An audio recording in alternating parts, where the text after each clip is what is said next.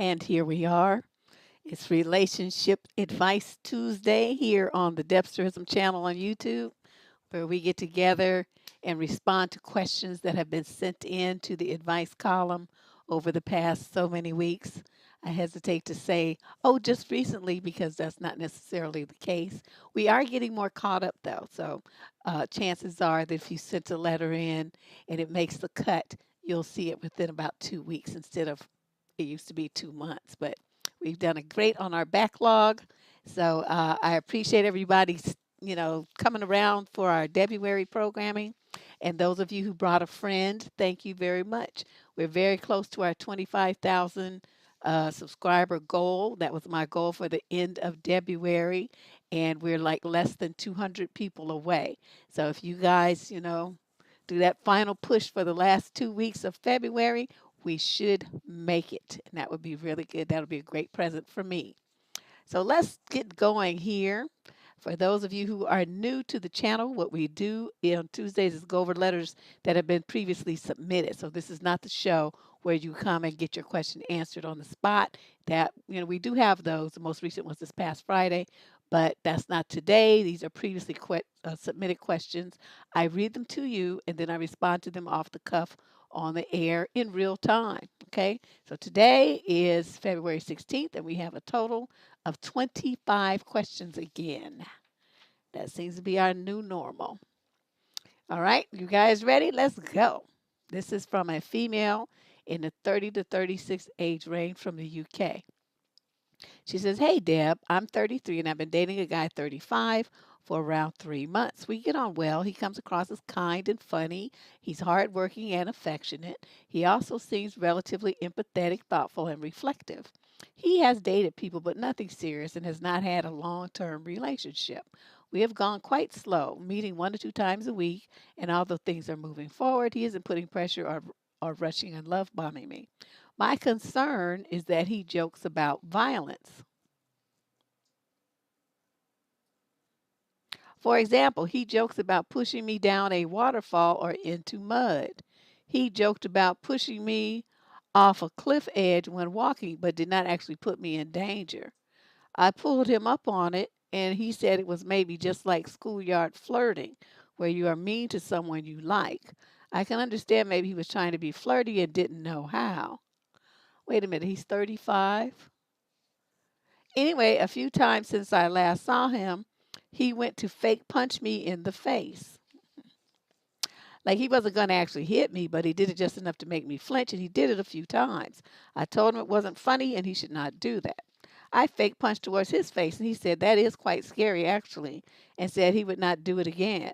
I still just thought this was a strange way to act and have not experienced this before. What do you think? Is he testing my boundaries and at risk of escalation? Is it a red flag, or did he really not realize how a woman would feel if a man raises his fist? Do I just call it quits or wait to see if he meant what he said about not doing it again? My gut feeling is that he's a good guy, but I don't understand this. Does he secretly want to hurt me? Thanks for your help. I don't care if it's secret, overt, undercover, it came in from FedEx or UPS plane. I don't care what kind of way you feel like this message is getting delivered. The bottom line is this is abnormal behavior. He's definitely testing your boundaries. This is not only dangerous because he has grown man strength. This is something that even 12-year-old boys know not to do. Okay, this man is 35 years old. He has you flinching and jumping in a situation where it's supposed to be a romantic relationship. Get rid of this fool. Get rid of him like today. As soon as you hear this, tell him it's not working out. Now, see, right? She want to wait to see if it's serious. I mean, what you gonna be like trying to climb back up the cliff after he pushed you off? I mean, what is it that you think you need to see to know that this is abnormal and a threat to you, to your safety and well-being? This guy is a nut. I don't know anybody who behaves in this way who is a sane person. Okay, these aren't jokes, and they're not funny. That's what you're supposed to tell them. It's like, you nice and cool and everything, but your sense of humor where you want to joke about hurting me or doing stuff to me that could possibly kill me, that's just not funny. So you know what? I'm done with you. That's it. I'm done. And then you know, he's going to be like, well, why? I was just playing around, this and that. Say no. Because if it's a joke, you need to keep your day job because your comedian career is like tanked. Nobody's laughing at your jokes. And then if you try yourself trying to play, it's supposed to be fun for everybody involved. It's not fun for me to imagine myself getting pushed off a cliff or punched in the face. So either way, this whatever this was, it's over. I hope you didn't sleep with him. Oh yeah, I guess you did because you came. You said you've been dealing with him for 3 months. Well, that's unfortunate, but just pick up your toys and go home because this is a loser. We don't know what he's been doing. See what I caution you guys not to do that, Diana. You don't know what this man has been doing. You don't know anything about this man other than what's in this letter. And we know about him is that he's never had a girlfriend, a long-term relationship, which she said, which acting like this, I could understand why. And he's odd. He's very odd, and he has this weird violent streak against women. And, it could have been something like, he witnessed this when he was growing up. It doesn't have to have been from anything recent. This could be like deeply ingrained in him. He grew up in an abusive household. And this kind of stuff, swinging on people is normal for him. We don't know where he got it from. But that's not the point where he got it from. The point is that he has it and he's doing it to her and he's terrorizing her. And this is not a relationship that doesn't make any sense to stay in a situation with this guy. I don't, yeah, he secretly wants to hurt you. It's not even a secret. Okay. Question number 2, female 22 to 30 from Lansing, Michigan. I went on one date with this guy who's a few months younger than me. I mean, sorry, years younger than me. He's 21. Okay, so how old are you? Huh. And, well, you're in the 22 to 30 age group, so a few years. So you're probably what, 25, 26 something? Okay. We met about a month ago on a dating app. We talked a few days and he asked me to go on a date at the end of that week. We had a lot of fun. But towards the end of the date, he asked me, is it too early to say I love you? Oh, so he's 21, huh?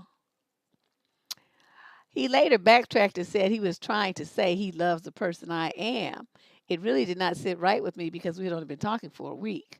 At the end of the date, I told him I just wanted to be friends. He said he was happy with that. We talked a couple of times after that, and I mentioned that I stopped dating because I realized I was dealing with a lot of past trauma that I didn't realize I had. I'm working through this in therapy. He seemed very nice and supportive. Then he asked me to hang out again, and I told him I didn't feel comfortable with that. He seemed very understanding. But a couple of days ago, he called me and told me he still had feelings for me. This was after he asked me about some of my past. I'm a pretty transparent person, so I told him a few things. He told me that he worries about me and hates to have gone through so many bad things. He told me he felt as though I should give us another chance and that he felt my past trauma was hindering me from a good thing. He kept saying we have a connection and that I give him something he's been waiting for. I don't understand because we don't know that much about each other. I think he has a dream girl in mind and finds little things I do to match up to his dream. Anyway, I took that night to process and came to the conclusion that I wasn't going to date him. We had a conversation the next day where I felt as if he basically blamed me and my trauma for him not being able to date me. It was scary and annoying. He didn't seem to understand that I was saying no and didn't need to explain myself or justify my answer. But still, I sat on the phone for an hour, having to explain that the relationship wasn't what I needed to fix me. I don't think I communicated this well because I am being cautious. I have a lot of anxiety about him being like an incel type. So I was super nice and gentle, but I still have a lot of anxiety. Even after the whole ordeal and after thinking maybe he understood in the end, he asked to check on me the next weekend. He doesn't seem to be picking up on my discomfort. Like, what the fuck? Also, a quick reminder that I've only known him for just under 1 month. How do I cope with the anxiety of possible backlash and slash retaliation? Do you ever feel scared that aggressive actions will trigger and anger a man? I feel crazy because he actually hasn't done anything or threatened me. No, but his behavior is very threatening, and you're picking up on it because what he's doing is not respecting your boundaries. But let me get on your case right now. all over this channel, and you was on here long enough to send me this email. I tell women repeatedly to keep your fucking mouth closed. You sitting up there with, this is a typical player game. They try to get inside your head, and I've told you all this 800 million times. You do not tell men any of your business about you having trauma or any kind of thing like that. You keep your mouth closed. Even husbands don't need to know that shit. You tell your shrink, you tell your medical doctor who may have to treat your injuries or something. And those are the only two people on this fucking planet that need to know anything about what you suffered. You don't go around telling miscellaneous stray men you meet on dating apps that you're not even in a relationship with all your personal business like that. Is something wrong with you? Why would you think that that would be appropriate conversation? I know you write me about him, but I have to talk about you right now because a lot of what's going on right now, you did that to yourself by having a big mouth. All you had to do is not tell him anything, not give him any ammo to use against you, and then this problem would have went away. But you know, you sitting there setting yourself up as the wounded bird, and you giving him ammunition to use against you to try to manipulate and coerce you into him fixing you and helping you and all of this kind of nonsense that they like to do. He wants to paint himself as your great white savior on the white steed and all this old stuff. And then you sitting up here, you know, just giving him all this information about yourself to use against you to try to manipulate you. Then you're going to sit on the phone with the fool for an hour. You don't know how to hang up. Say, well, I have to go. I've already said everything that I need to say. And so, yeah, bye. And then hang up. You don't know how to do that? Now, this thing about, you not wanting to talk to him, you don't know how to block his number. I want you to immediately get yourself a Google phone number. I've also said this 500 million times.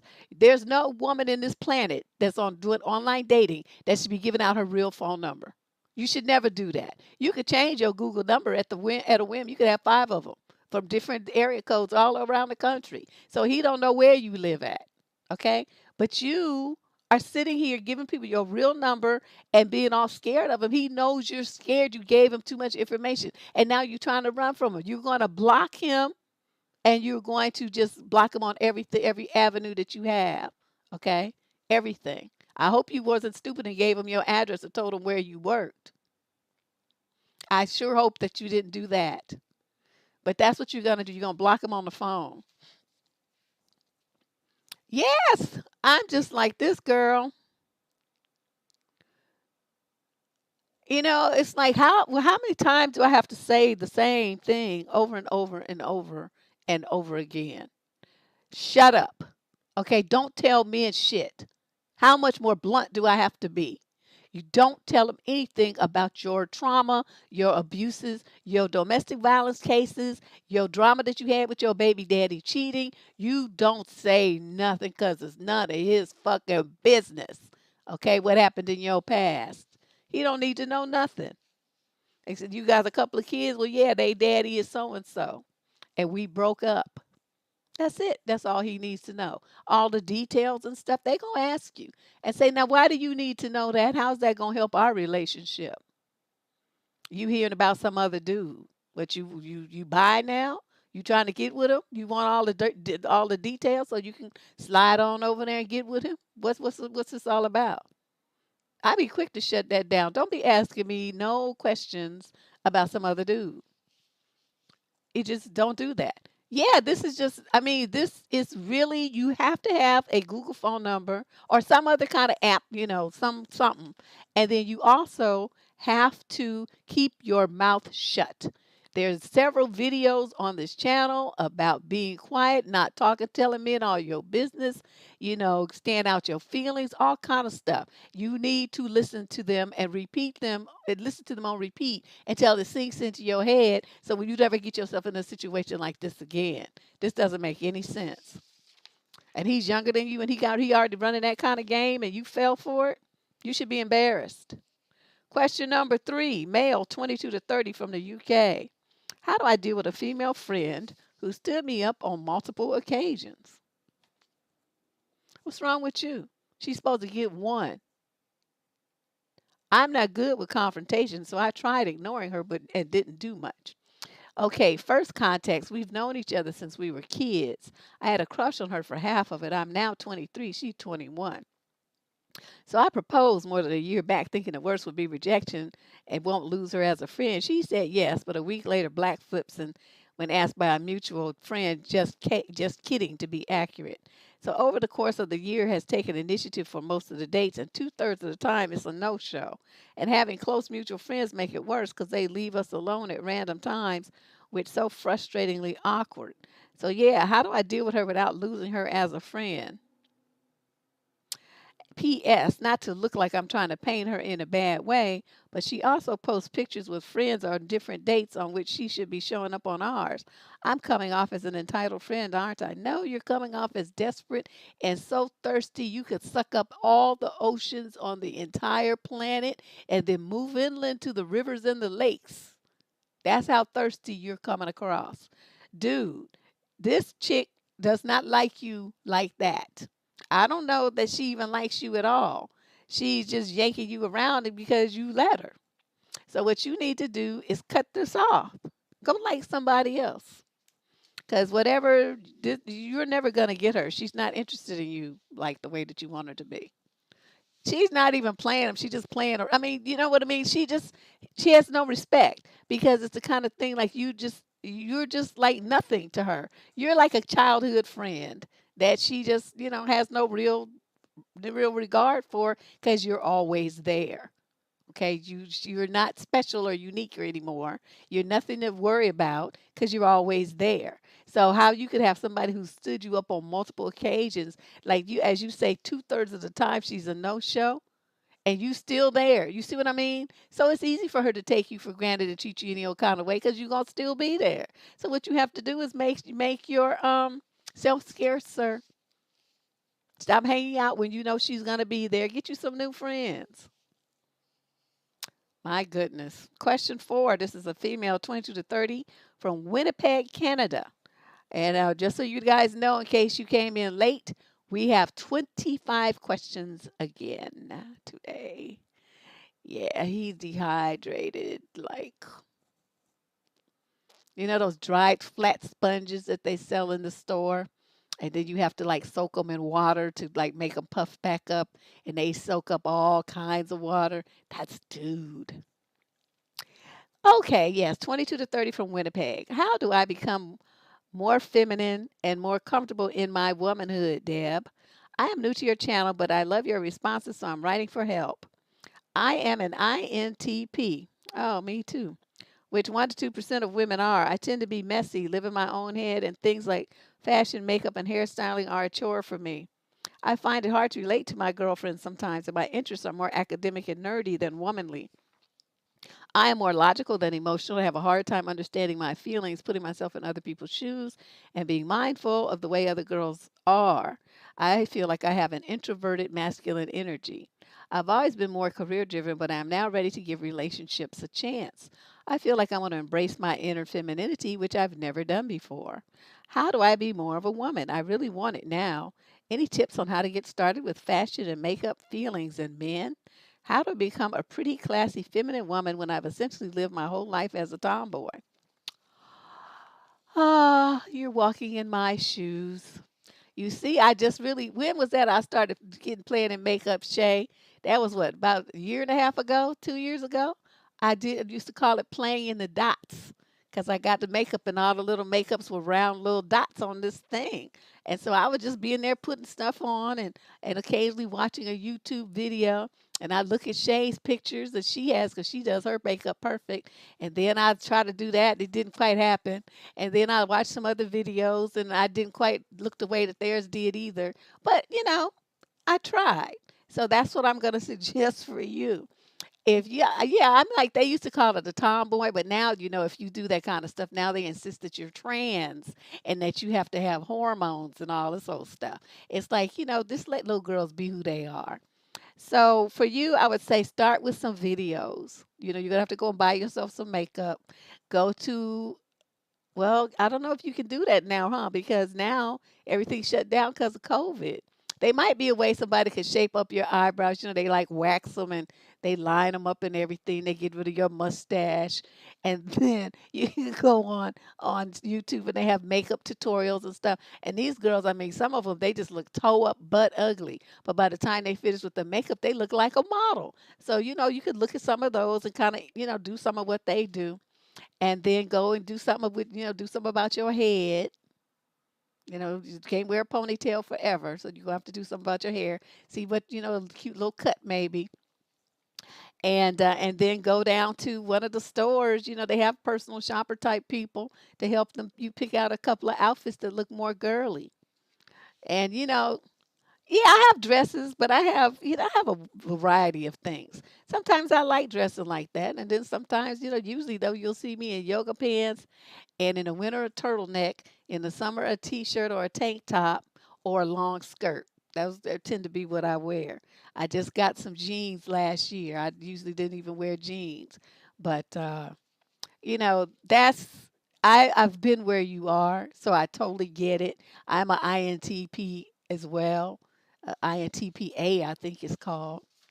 A for analytical or something. But so I totally get where you're coming from. I'm exactly that same way myself.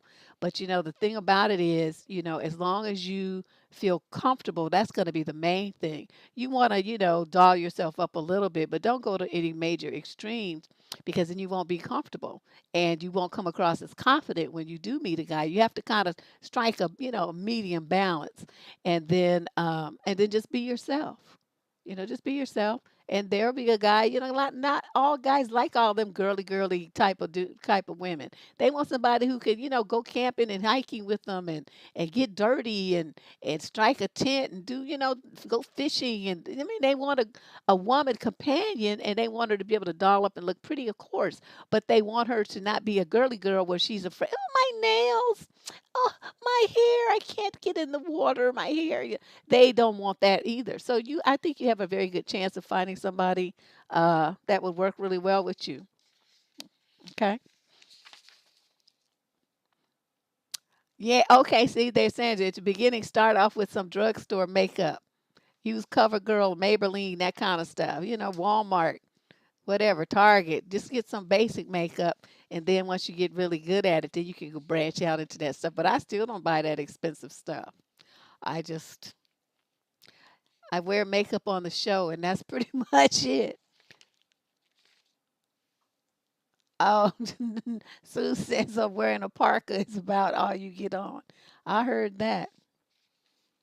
Yeah, I mean, some guys, I mean, you put some lipstick on and some mascara, that's enough for them. They're not really looking for all that. They don't like all that. A lot of dudes don't like a lot of makeup. It gets on their clothes and it smears everywhere, and they're like, ugh. They like you to look pretty, but, natural. So you find what works for you, okay? Don't worry about trying to fit some stereotype of, quote, femininity. Question number 5. This is a female, 37 to 45, from Athens, Greece. Wow. Hello, Deb. Congratulations on your work. You've made a big difference in my life, and I want to thank you. Oh, nice. I have a weird question. Have you ever been on a diet? In order to lose weight, I mean. The reason I'm asking is because I've always been self conscious about my body and would like to hear a different mindset. Thanks. Kisses from Greece and all my best to the squad. Yes, before I learned about nutrition and health and all that stuff, I used to be like everybody else and go on different diets. And they do work. If you stick to them, they work.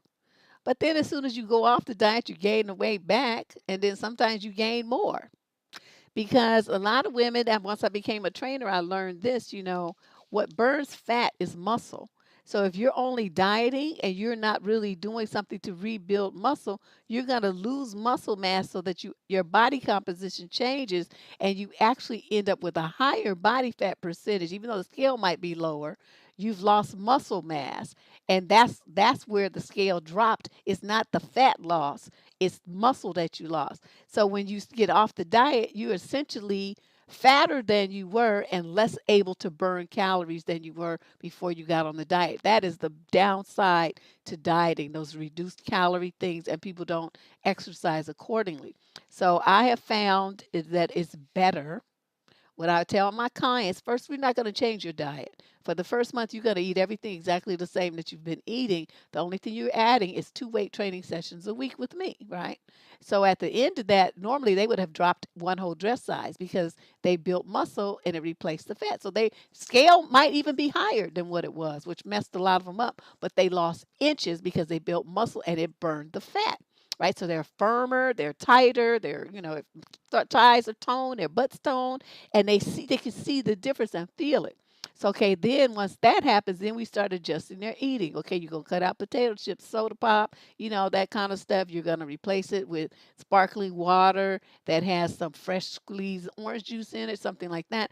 So give you the bubblies of soda, but without the sugary nonsense and chemicals. So I would make little changes like that in their diet. Instead of fried, you're gonna have baked. You can grill it if you want to. You can do whatever you want to, but you're gonna cut back on the grease, the carbs, no donuts and cakes and all that kind of stuff.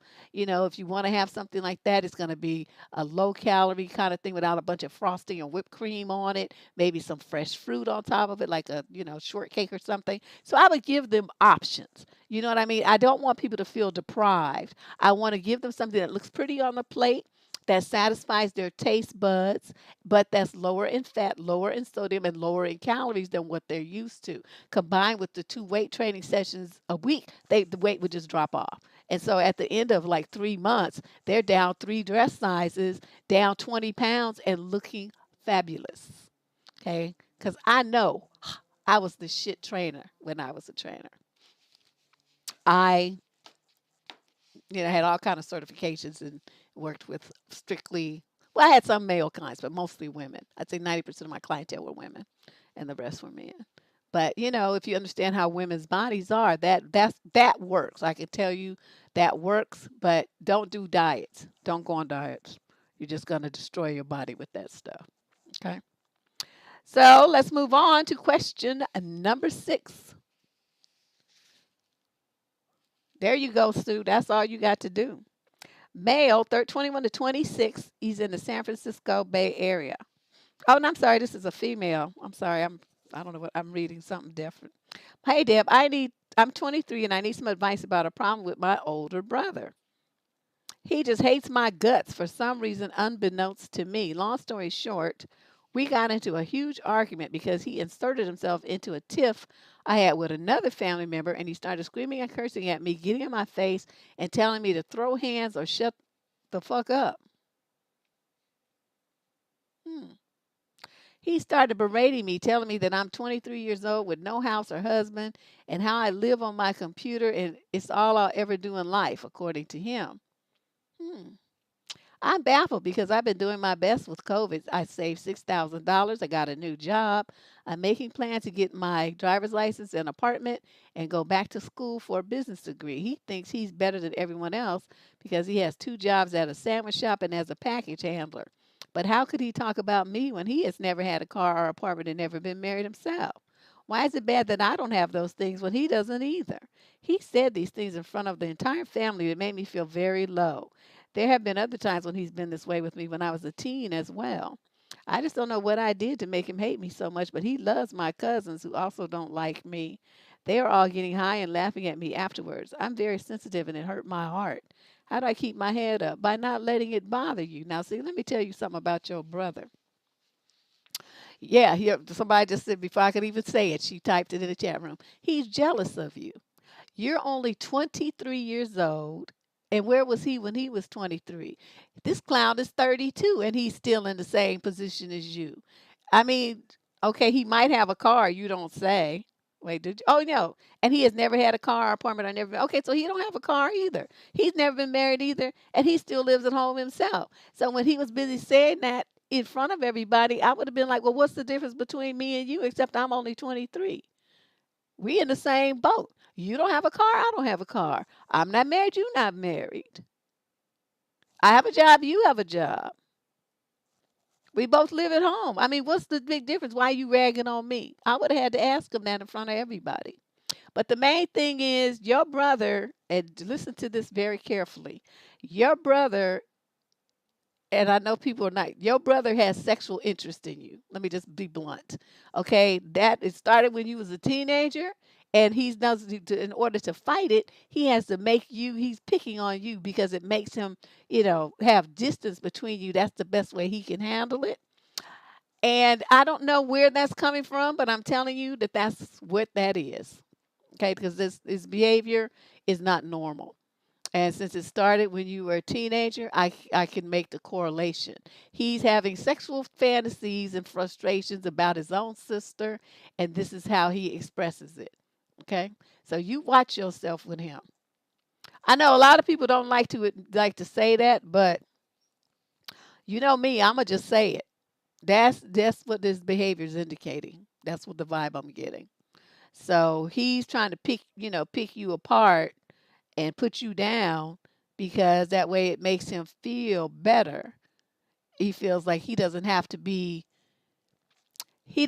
wrestle with his feelings so much because you're nothing. You see what I mean? You're nothing for him to be attracted to. And so doesn't have to wrestle with his feelings the way that he is. But I'm telling you, yeah, but when your brothers love you and respect you as their sister, they don't talk to you like this. They don't get in your face trying to fight you. That's sexual tension. Does he have a girlfriend? A fiance? Something? I'm just saying. I know people don't want to say it, but I'm telling you that's what it is. That's what it is. So, young lady, you need to figure out uh I'm like, at 23, it's like he's 32 and you 23, and both of you are behind. Okay, because at 23, you should have been had a driver's license. You should have been out on your way to, moving out, at least having a roommate with another female friend or something, and, back into school for a business degree. I mean, what kind of, you talking about an undergrad degree or you talking about an MBA? You didn't say, you just said a business degree. That it leads me to believe in undergrad at 23, you just going back to school. So see, both of you are behind. So he can't say anything, but I don't see where you're talking about him. But this situation right here is very unsavory. I hope you have a lock on your door, and you need to make moves as quick as possible to get up out of that house with those people. Okay, you need to put some distance between you.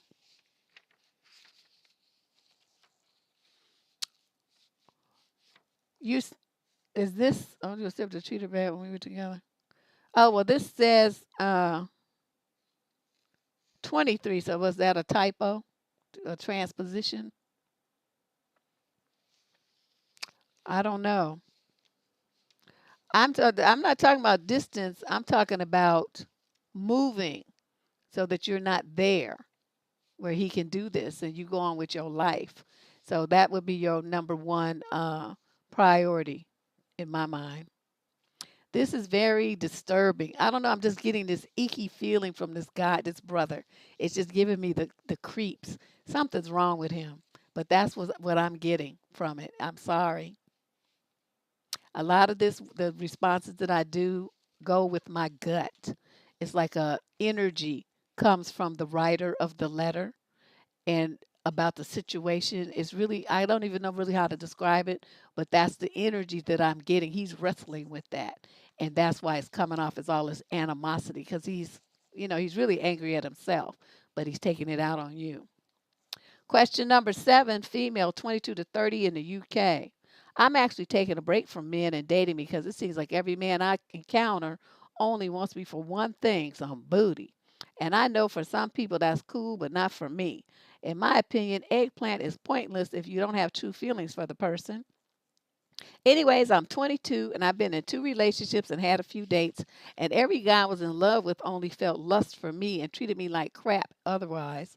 It actually makes me pretty sad that men only see me as some kind of eggplant object when I have so much more to offer. I have a great personality and can hold decent conversations. I'm kind, caring, and reliable. But every time I meet someone I think is going to go great, boom, he starts pressuring me to screw. I also once had a great connection with one guy, and we had so much chemistry, it was truly magical. In the end, I learned that it was all a ploy to get me into bed. I almost gave in, but backed off because I wanted a romantic relationship with a future, not some bed buddy stuff.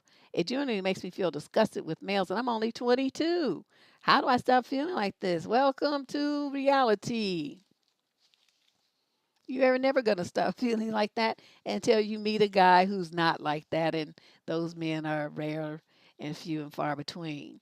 At least some of them, though, even though that is what they ultimately want, they have enough sense to know how to finesse, a situation and express feelings and get involved on a deeper level and all that stuff. Ultimately, they still want the same thing, but they're willing to, to invest themselves emotionally and give you what you want as well in exchange. So there's, both people are getting what they want. In this situation, they're just trying to get what they want while you get nothing.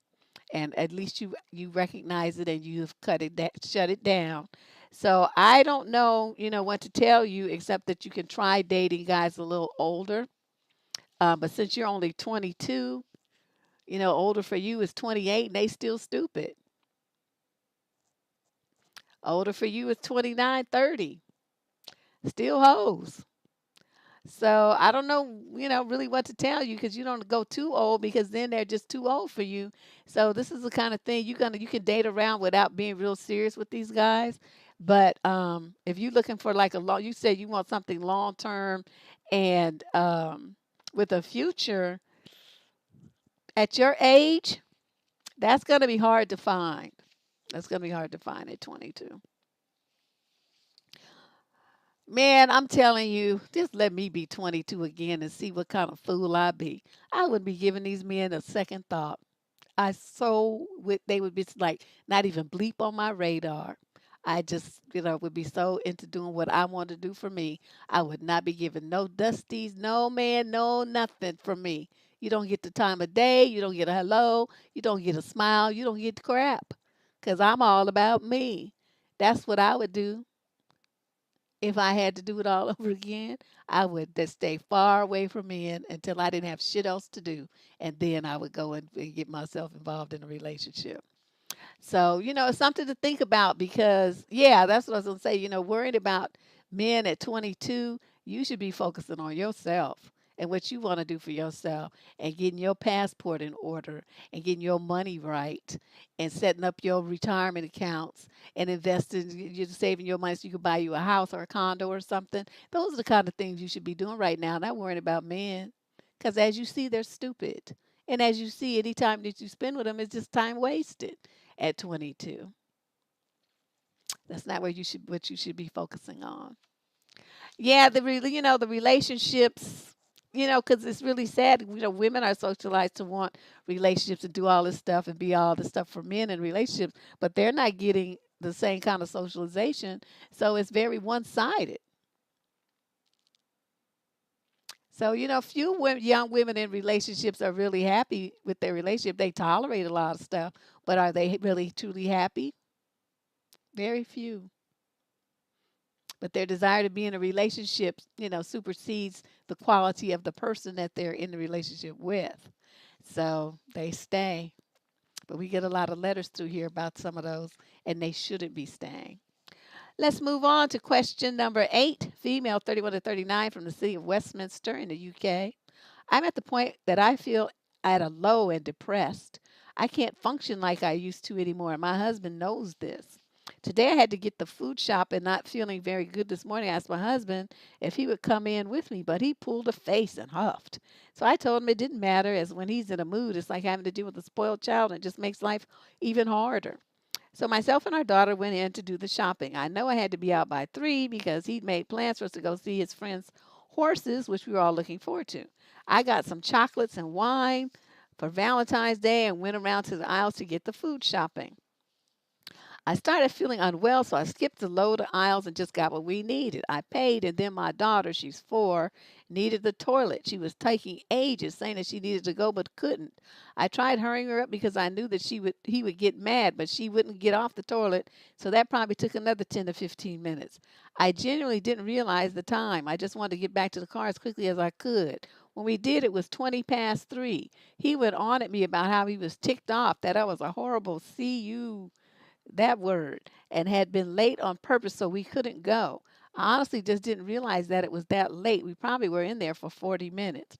I hate it because he shouts in front of our daughter and makes out like I'm horrible and does horrible things on purpose to control him. He said I had taken so long so he could go about his plans. This generally wasn't the case, and I gutted. He thinks that of me because if he can say that about me, he really doesn't know me at all. And I'm his wife, not that horrible person that he's trying to make me out to be. I just can't think straight anymore, and I'm trying to understand why he's like this. Is he controlling, or does he really think I'm that person he says I am? Well, I can tell you this, but you don't have a phone. You couldn't call out to the car and say, the kid has to use the bathroom and it seems like she's constipated or something and it's taking longer than what I thought it was gonna take. You couldn't do that to let him know what's going to he's in the car not knowing nothing and just getting more and more frustrated, thinking you just lollygagging and not knowing the situation. That's why they have cell phones, chick. Okay, then if you guys had some place to go, and you need to be out of the store at 3 o'clock, then maybe you shouldn't have been shopping for wine and chocolates for him for Valentine's Day. You should have went in there, got what you needed, and got the fuck out. So see, I'm looking at this situation here, and you brought this on yourself. Now in this situation, now I don't know about anything else, but this situation here, you didn't handle it well. You was all on some other stuff and not really thinking about um what you were supposed to be doing. Because if that had happened, you would already been in the car. So then when your daughter had to use the bathroom, then he would have had to get inconvenienced too, and he would have known what time it was. As it is, that was all on you.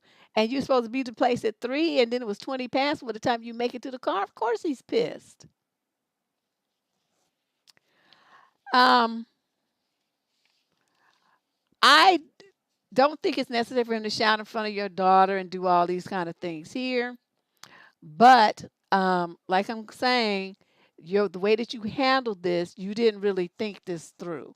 You handled it in a very haphazard manner, without really with thinking about the short time clock that you were on. You didn't have time to be shopping for chocolates and wine and doing all this extra shopping and stuff. You just sort of get in there, get what you need, and then go back another day when you didn't have nothing else to do. Y'all had something to do, so you're supposed to be in and out the store. Okay. So I don't know what else to tell you. I mean, you could tell him to stop shouting in front of the kid because that does not need to take place. But as far as all this other, calling you names and stuff, you don't need to be doing all of that either. But on the other hand, you could of course call him some back to level the playing field. That's my personal belief. But you, in the future, think a little bit clearer about time. You got something to do at 3. You going to the store at 2:30. That means you got 15 minutes, 20 minutes tops to get in and out that store. You don't have time to be shopping around and comparing, bargain shopping and doing all this shit. You flinging some stuff in your car that you getting in line. That's what you're going to do. If there's a problem, you're going to pick up your cell phone and you're going to call them in the car and say, "Oh, the line is really long."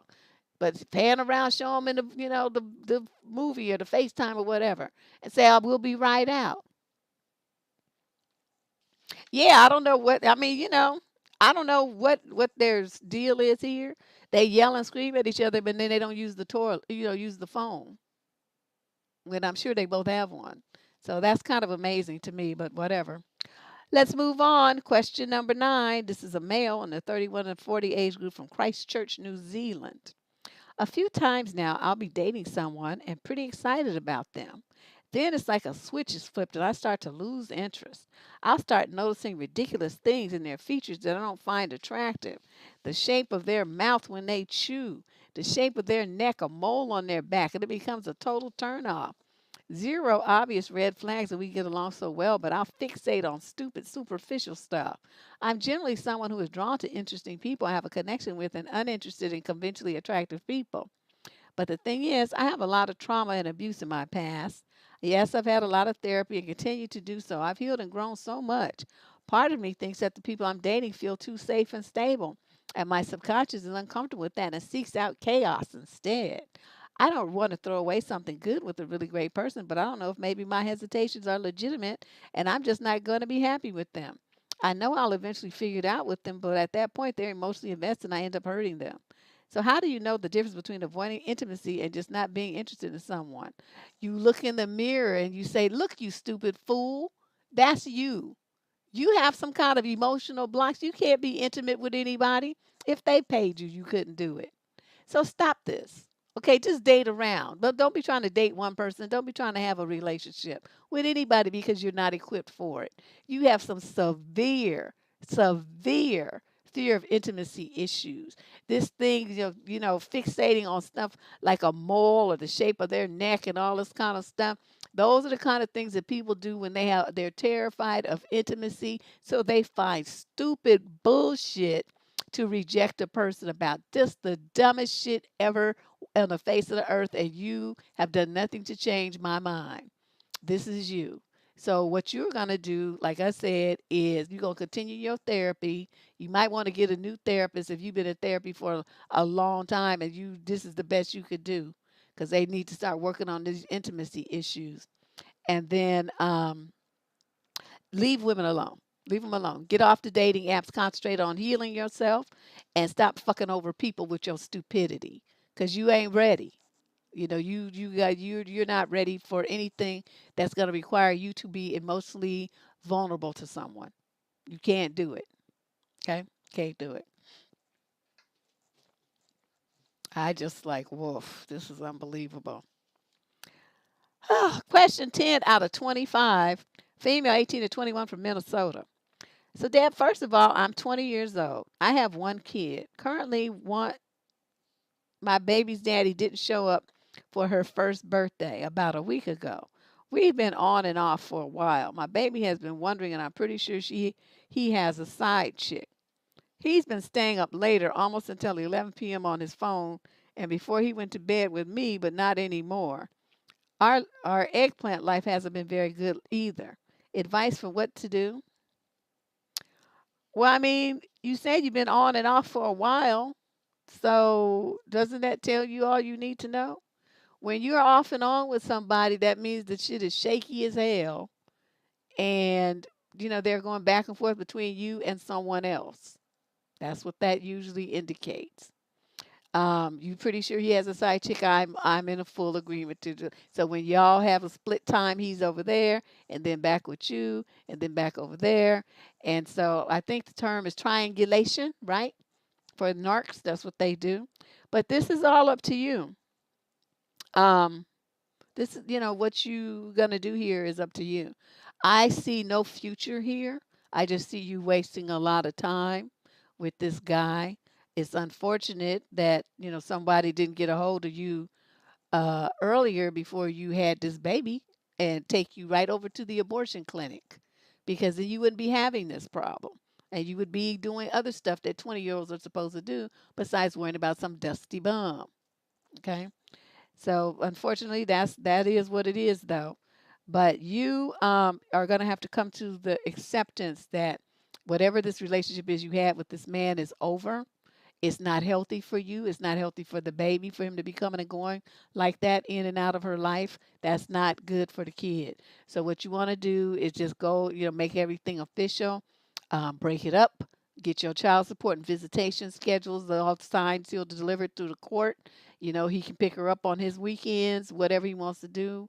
Um, you know, and then just do it that way. And you guys go on, both of you, with your lives, because this is the kind of thing here, like what I call a hamster wheel relationship. You jump off, you jump back on, you jump off, you jump back on, but it's just going around in a circle. You're not really moving forward. There's nothing moving forward in this relationship. You just caught up doing the same thing over and over and over. If you don't understand that, look online and watch somebody, a hamster running in a hamster wheel, and you'll see what I'm talking about. They be running, they be booking. They just swear they going somewhere, and that's not going anywhere, just in a circle. They're wearing themselves out, going nowhere fast. And that's what you would be doing if you stayed in this situation here. Okay. Question 11, female 22 to 30 from Evansville, Indiana. I've lived at home my whole life. When we were younger, most weekends were spent with my parents because they were very strict with my brother and I. So we didn't have that many friends except for each other. When I was in high school, I wanted to go to the University of Florida. My parents celebrated when I didn't get in. What? Because that meant I would stay nearby. Anyway, things have always worked out in a way that kept me at home all the way through law school. When I said it was time for me to move out, I'm 26 now. My mom started freaking out, saying that she thought I would stay at home to help with the bills since my younger brother was about to go to law school. My dad then explained that they didn't actually need my help with money, but she just wanted me to stay home. Now I've been in a relationship for a bit and I'm studying for the bar at my boyfriend's place because it's quiet and I've been home less frequently. Now my mom calls me multiple times a day just to be passive aggressive with me about not being at home enough, knowing well that I don't have a study area at home and the bar is in days.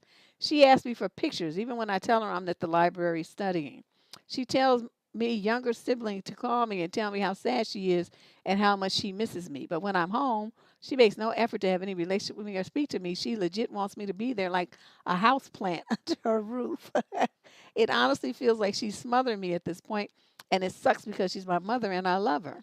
Yesterday, I sent her a picture at a bridge that my boyfriend and I rode bikes over, and her reply was, "That looks great. Hope someday you take me to pretty places like that because my day to day is so ugly." Wow, your mother is just a trip. She's married to my dad, and they're both capable of going out to sightsee if they want to. When I left the message on read for a couple of minutes, she messaged me again saying, "You look too skinny. You're starting to worry me. Please eat." She is 400 pounds, and I'm at my perfect BMI. It's always negative. Everything she says to me is negative. We are immigrants. When I talk about someday going to Europe, she brings up how she'll probably never be able to go there. It's honestly so much to deal with on a regular basis. It's like I was the racehorse she expected to solve all her problems, and she's losing it now through realizations I'm not devoting my life to her. I just spoke to my younger brother for the second time today, and when I tried to end the call after 2 minutes because I was at the library, he said to me, "Mom is right. You don't miss us enough to speak for more than 2 minutes." So I'm writing to you for some advice because they're driving me nuts. There can't possibly be something new to discuss every couple of hours in the day. Please let me know the best way to deal with family members who make you feel smothered. You can tell me I'm being a brat if you think that's the case, too. And thank you, Candace, for choosing my letter. Girl, because you know this is the longest letter in the history of the world, and I certainly would not have not have chosen it, but this is what you're going to do. When you go to the library, you said the bar is in a couple of days. I don't know when you sent this, but if once you find out you pass the bar and you get a job, which you could have got a job because they give you jobs at law firms pending you passing the bar.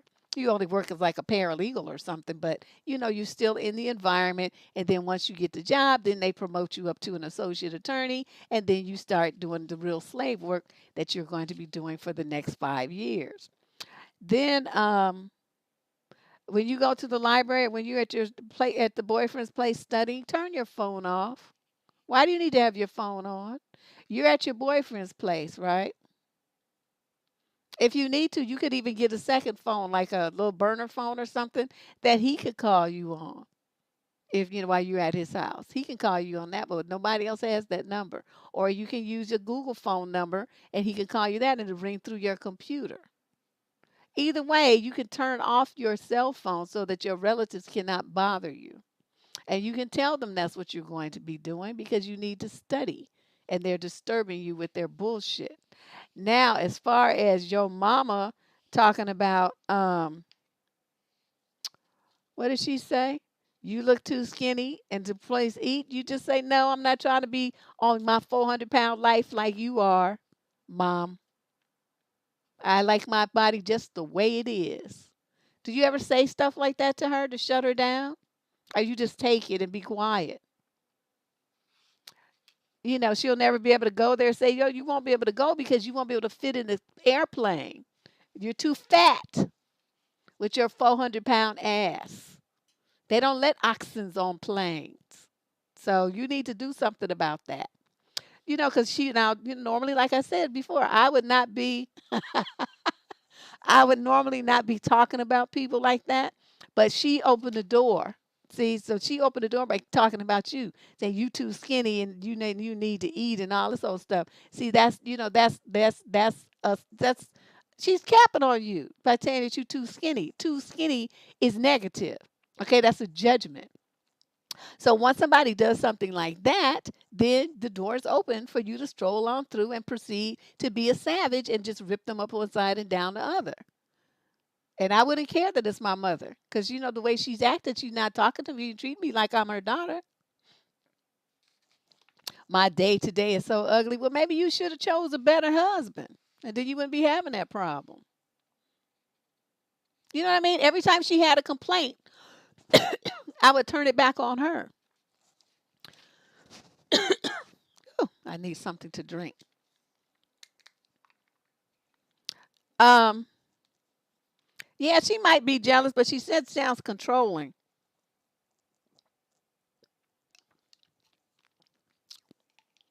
She sounds very controlling, and she's even, the narc thing. She's doing setting the brother up to be her flying monkey. To complain that you don't even have want to talk to us 2 minutes. It's like, no, I don't. I don't have shit to say to you. Get off my phone. If I have something to say to you, I'll say it to you when I get to the house. Stop calling me. Stuff like that. You don't say stuff like that to them. Until you find the courage to do that, they're going to continue to treat you this way. But as soon as you can, you need to move out and then change your phone number. That's what you do. And make it a don't call me, I'll call you situation. And then you can call from your Google phone number. Question number 12, female 30 to 39 from the Gold Coast of Australia. I am a 30-year-old female. My 34-year-old male partner enjoys ass play.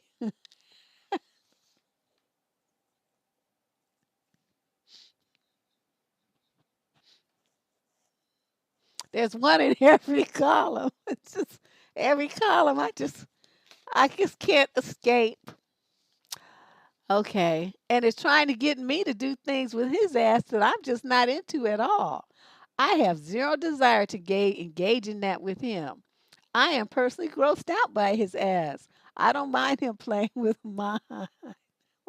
Why? Why? I don't mind if he chooses to use toys on himself while we're doing things. However, I cannot bring myself to do any of that stuff myself. I have done my fair share of exploring with him in the past, so I know that I don't enjoy it. I'm not just saying no in case you want to ask. I didn't ask. I didn't ask. I didn't ask. I didn't want to know. He shames me and makes me feel bad when I say no, like it's my job to do whatever he wants because I'm his partner. Is this normal? What should I do? You should be breaking up. That's what you should be doing. You should be breaking up. You're only 30 years old and you're in a situation with a man who likes to do some freak shit that you don't like to do. That to me means that you're incompatible. In one of the main ways that a couple needs to be on the same page. Y'all is not even on the same page. You in different books, probably in different buildings. Okay? So what you need to do is say, look, and see, okay, first of all, okay, Callie and Shay with the features. First of all, wait, I looked at that and lost my train of thought. Oh, I remember now. Okay, first of all, when he started trying to use toys on himself, I would have been, boop, I'm out. I can't, no. Cause see, that's some stuff. I mean, I'm a pretty tolerant person and stuff, but it's just certain things I'm not gonna do. We're not gonna do that. Okay, we're not doing that. So he would have done some little unique little something like that. And yes, right to the curb where the rest of the trash is, to the dumpster, all those places. Yeah. Yeah, exactly.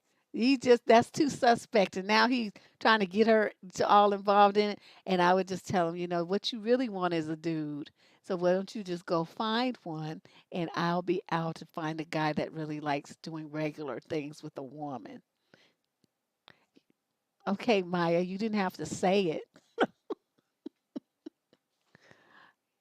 You didn't have to say that. I'm going to remove it.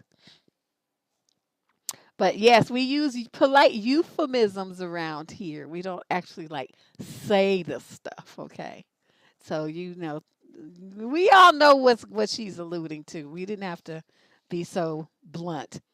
But yes, that's not normal. I'm sorry. It might be normal in some some realms of the planet, but it's not in mine. And you wrote me, and so I'm telling you What I would suggest is that you recognize that you two are on vastly different levels of interest with this kind of stuff, and that you get with a guy that you can feel comfortable and relaxed with, and open up and explore and do all these kind of things, but with someone who's on your same page. This guy, and then he's trying to like guilt trip and coerce you into it. See, that takes stuff to a whole new level. Then you're not doing it because you want to, you're doing it because he wants to. And if that's what he wants, then he needs to go pay somebody. There's women in the line of business that will be happy to do that for him for $200. So that ain't you. Okay. This is just too much. He's too much. So let's move on to question 13. Oh my God. I wish this was wine. Instead, it's just somebody gave me this bottle of cherry juice. It's actually pretty good.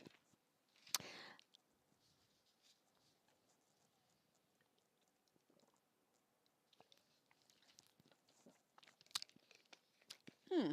Tasty. You don't have to be bothered with all those seeds like when you eat cherries. Okay, so this is a female 22 to 30 from Boston. So the last year, I dated a guy who gave me less than the bare minimum, and I just went along with it. I always knew in the back of my mind that I deserved better, but I just kept hoping he would change and become the guy I wanted him to be. When I broke things off, he told me I had unrealistic expectations.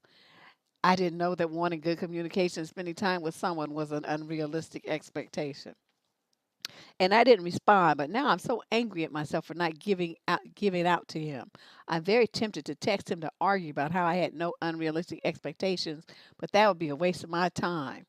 Now, with hindsight, I'm getting very angry and frustrated at myself for allowing myself to be treated so badly and with basically no respect for the last year.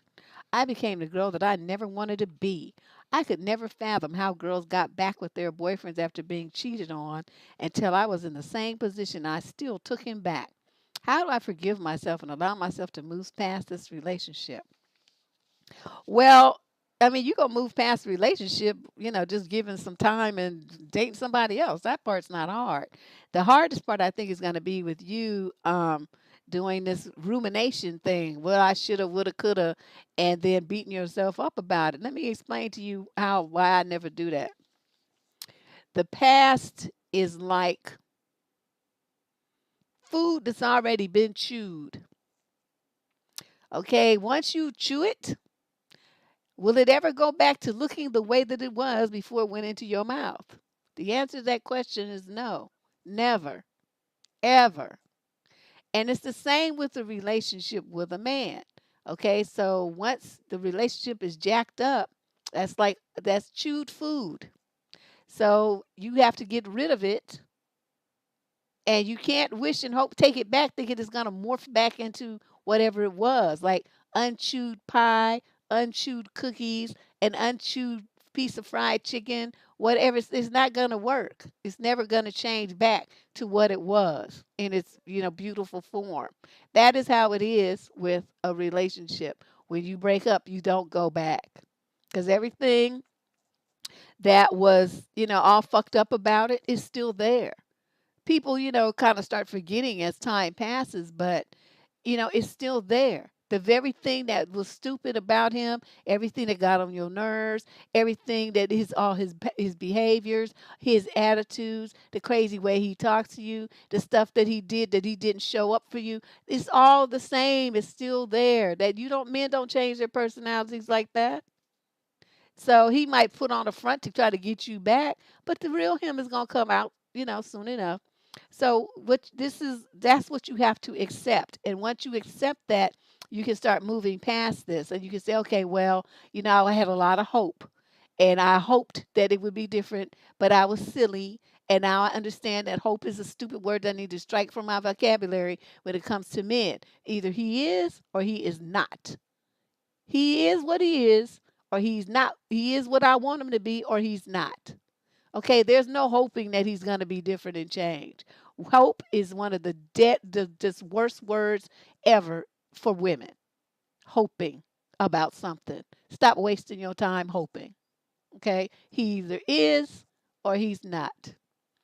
Well, shit, half the time, Lee, it's nasty when I haven't swallowed and I spit it out.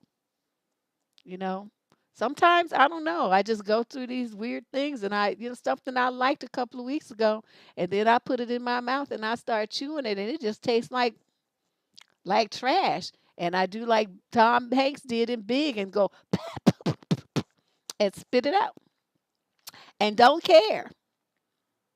So, if you have sensitive feelings about your food, don't invite me to eat your cooking because I might spit it out. It cannot stay in my mouth. Now, I don't know where else it's going to go, but it won't be in my mouth. And that's how I am. It's just got to go. Yeah, that word hope. Hope needs to die. It needs to die. It needs to die. Of course, they cheated again because that's what cheaters do. Cheaters are like snakes. You know how snakes bite? They like strike. They bite you. That's what snakes do. And scorpions, they hit you with that little tail, that little whop whop, and it stings you and puts that poison in you. That's what scorpions do. So if you have a cheating boyfriend and you know he's a cheating boyfriend, he's like a scorpion or a snake, and then you think that he's not gonna cheat. Why do you think that?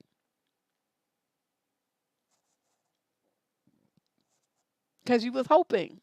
Okay, don't hope. Don't waste time hoping. So that's the answer to your question. You're mad at yourself, but I want you to, put that into proper perspective. You learned a valuable lesson. And so now you'll never make that mistake again. Of course, there's room for you to make plenty of new ones, but you won't make that one again. And so you don't have any need to keep beating yourself up about it. Remember, it's chewed food. It's a wrap. All right, let's move on to question 14, female 31 to 39 from Charlotte, North Carolina. Deb, I have not met my 37-year-old boyfriend's parents or siblings, and we have been together for 2.5 years. Wow. I am 31. They live about a 12-hour drive from us, but I just find it odd that he hasn't made it a priority for me to meet them. We have had our ups and downs throughout the year, although the last year has been the pandemic. We haven't even video chatted with them. He has a normal relationship with them. They are not super close, but nothing is really wrong. Is this normal for people our age?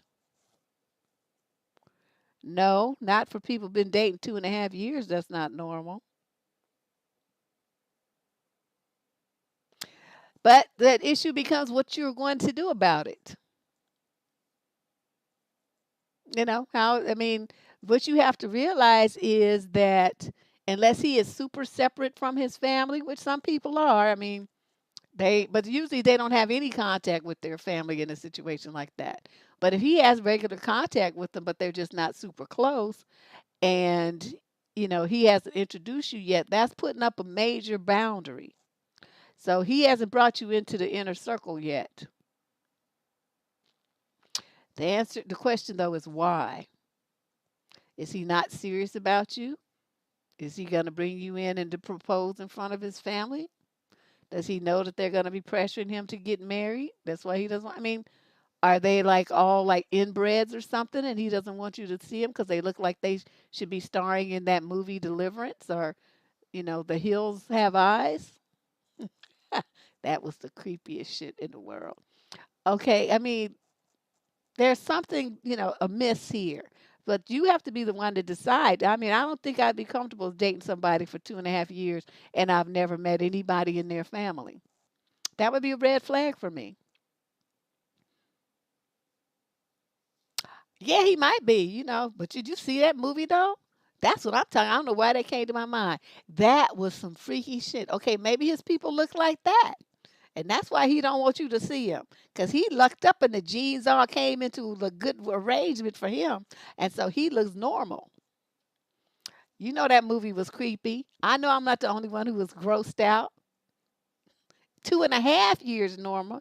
2.5 years, she says.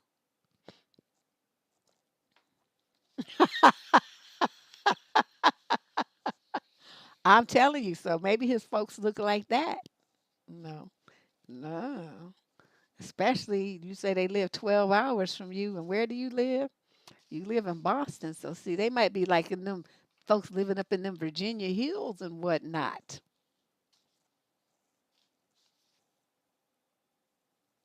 Girlfriend, you might want to start packing. He wouldn't be married in 2.5 years and still with her every day. Don't you think his wife would have like surfaced by now if he had one after 2.5 years?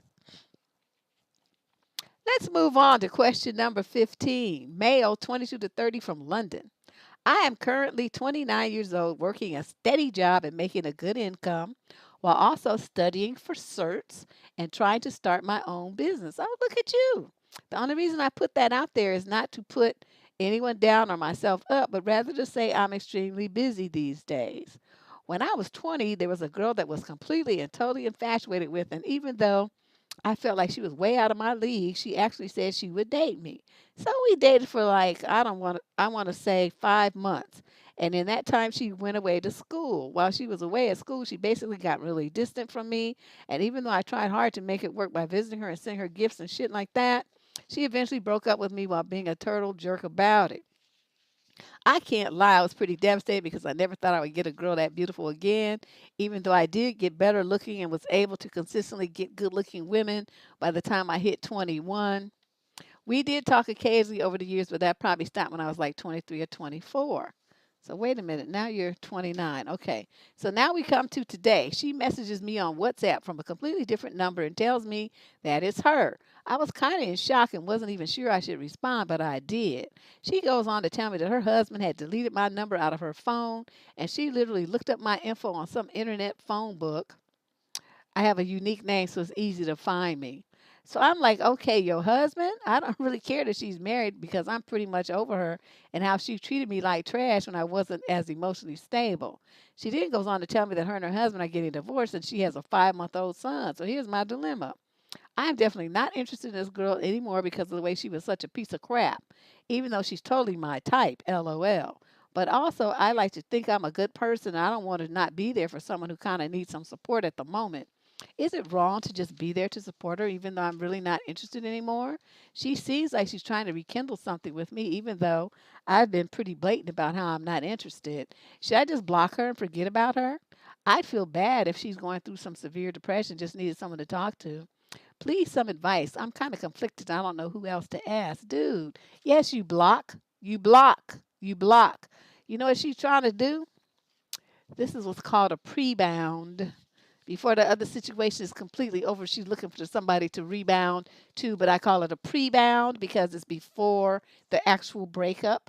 So see, she's going through a divorce, but a lot of people, especially when they have a new baby, they stop the divorce and they try again, and sometimes they might do that 2 or 3 times before they really go through with it because they're trying to, whatever scraps that they have, emotional ties, they're trying to hang on to them and see if it's enough to save the relationship for their child. And I'm not saying that's a bad thing. I'm just saying it usually doesn't work. But she didn't talk to you all this time, right? So you stopped talking when you were 23, 24. So this is 5 years, 5 to 6 years ago. You haven't heard from this woman. Now she's married, getting a divorce, and has a 5-month-old baby, and she wants to talk to you. So what you're supposed to do is the next time she reaches out, you say, I don't know why you calling me because I really don't have shit to say to you. You treated me like dirt. It is not to say I'm holding a grudge, but to me that shows what kind of character that you have. I'm really not interested in rekindling anything with you. Please don't call me. I hate to hear that you're going through a divorce and all that, but it's not my business. It's not my problem, and I don't want it to become mine. So you carry on with what you've been doing for the last 5 or 6 years, and I'll check you out in another lifetime. Click, and that's it. Well, she's not using him yet, but she's trying to set herself up so that set things up so that she has somebody to go to, somebody who she knows is stable and who likes her and all of this kind of stuff. So she's just trying to see what's going on with dude. But that's what you need to tell her. That's what you need to do. Put her on ice. And don't worry about if she needs somebody to talk to. She got parents and she got siblings and she got friends. She don't need you. Take that cape off and you take that S off your chest. You're trying to be Captain Save a Ho. You don't need to save nobody. You better worry about yourself. Or she gonna turn around and dog your ass out again as soon as she gets back on her feet emotionally and mentally. She'll be fine and she's gonna dump you again. Don't be stupid. Question number 16, female, 22 to 30 from Wales. Last June, I met a guy. We started seeing each other. He was the perfect guy. So caring, gave me so much attention. Okay, we already know where this is going. Well, she might have realized he was a good guy, but she might just be looking for somebody to go to because she don't have nowhere else to go. So not because he's a good guy, just because he's available. So don't let's not put too much on it. Because if he was that good of a guy to her, she wouldn't have dumped his contact with him for 5 years. She would have stayed in touch. That's how you do when people are good people. You might not want to date them, but you all still, stay in touch, be friendly, emails, follow each other on social media, something. There's some kind of contact. But with her, there was nothing for 5 years. And then all of a sudden, she's like, popping up. Nah. Okay, so anyway, he was the perfect guy. Then almost overnight, it was like the mask slipped. He changed totally. He told me he didn't want to be, quote, official, then started sleeping around. All that while texting me daily and meeting up with me. Then he changed his mind and started wanting more again. He would make me jealous constantly with stories of women after him. Then once again blew cold and started sleeping around. He invited me for a meal, a date. Then the day before that, he canceled. Last night he was with another woman having a meal with her. We had been texting all day. Then I asked what he was up to. He didn't reply, but 1 minute later, he uploaded a picture of them both. Today, he texted me all day as normal. Last week, it was a pic of another woman on his sofa. It's like he wants to hurt me, isn't it? No, you want to hurt yourself. You want to hurt yourself, and you want to hurt yourself. You know why you want to do that? I don't know why you want to do it, but let me say that. I don't know why you want to hurt yourself, but you are hurting yourself, and you're doing it over and over and over in a situation with a man who already told you he didn't want to be with you. Okay, so once a man tells you he didn't want to be official anymore or ever or whatever, he just want to, do his own thing. That's when, if you want something, stable and official, then you say fine, and then you go on your phone and you activate the block feature. Okay, so that he can never call you or text you again. That's how you do that. But that's not what you did.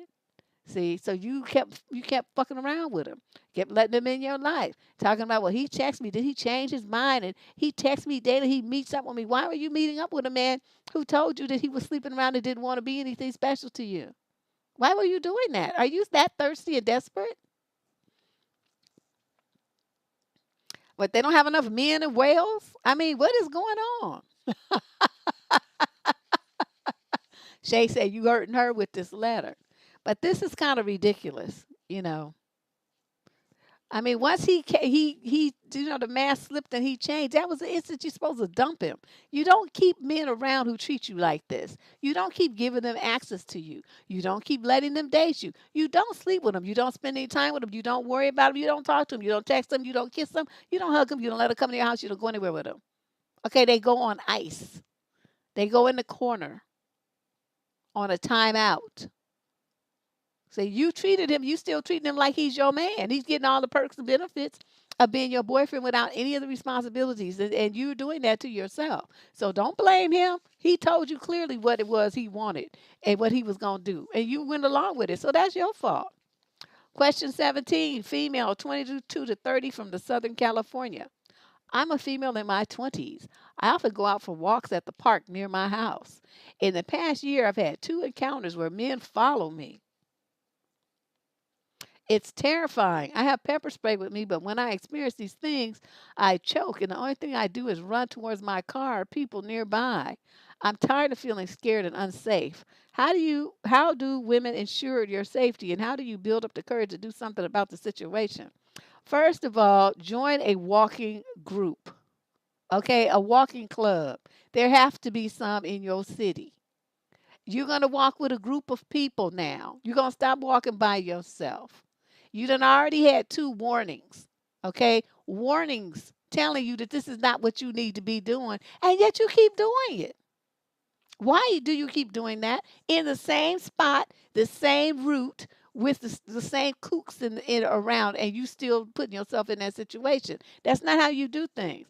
So either you go and you get you the biggest, ugliest, most vicious dog you can find to walk with you, One of your neighbors may have a dog and be happy to go walking with you. Okay, a big old dog, one that's very protective. That might work.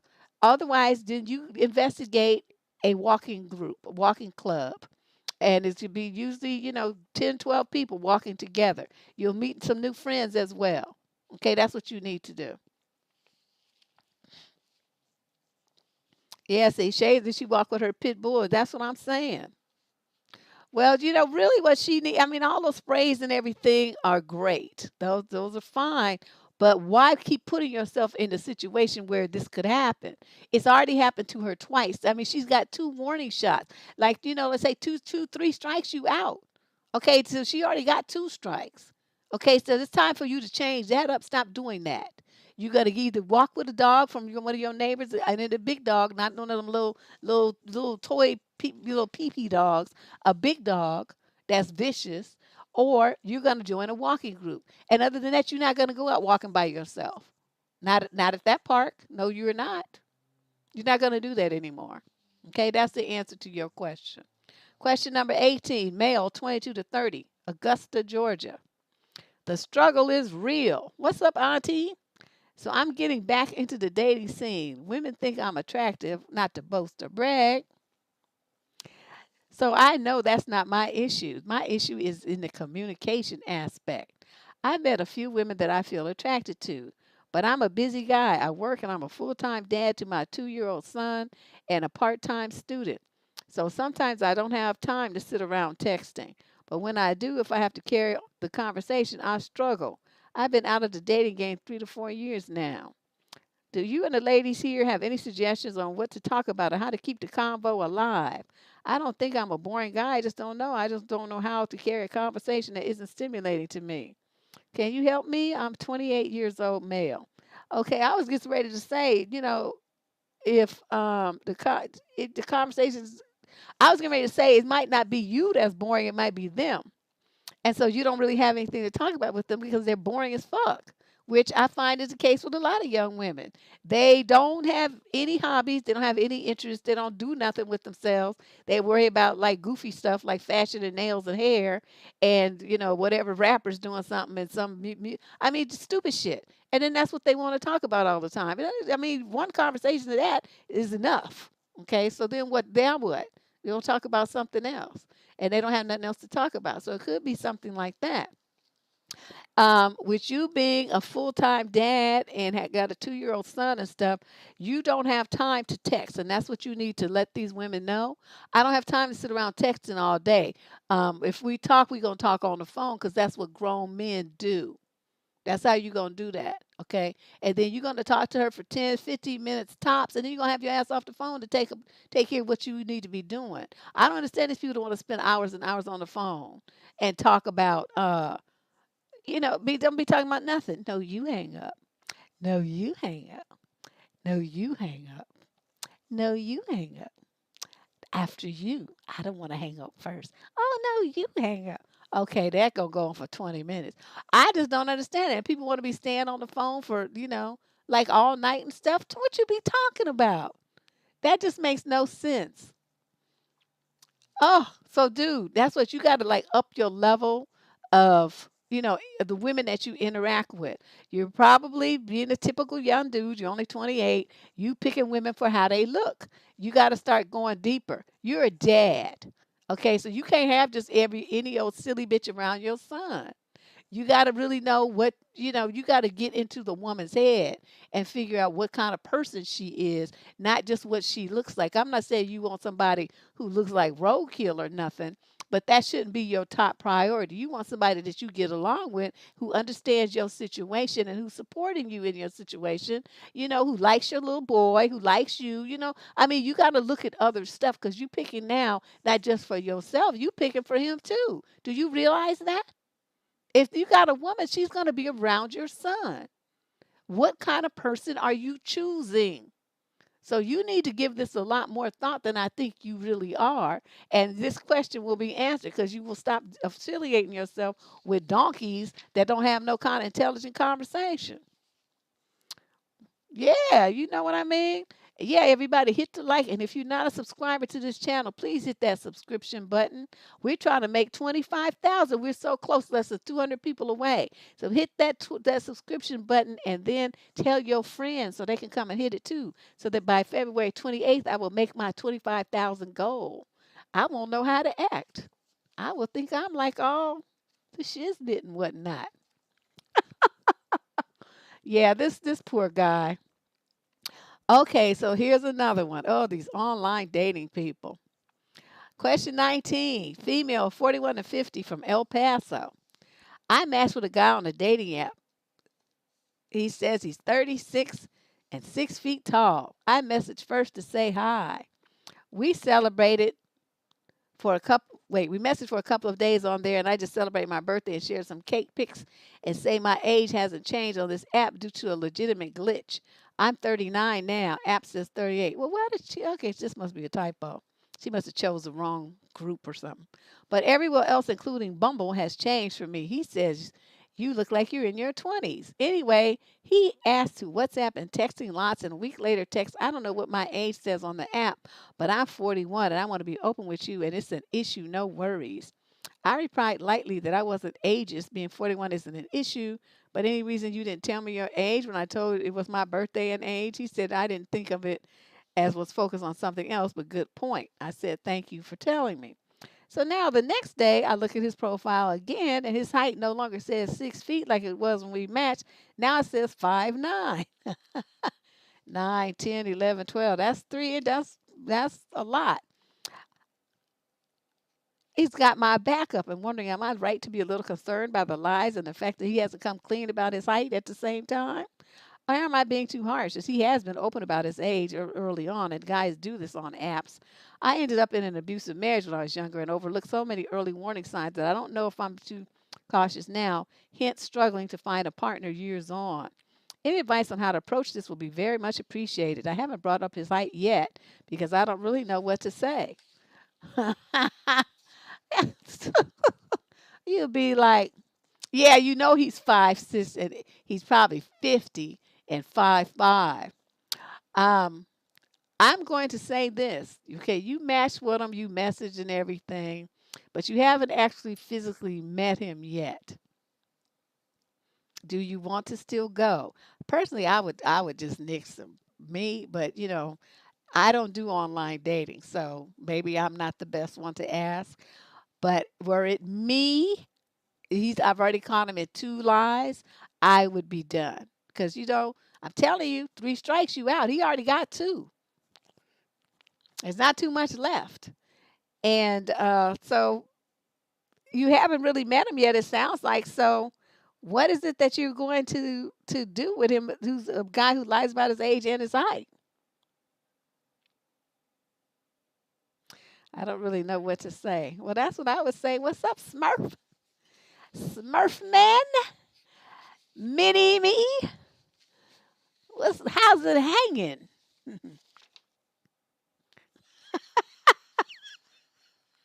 I would just have to mess with him. But I don't know. See, I'm like when guys try to hide and who and what they are like that, and they know you're going to find out as soon as you see them. What's the point in all of them lies?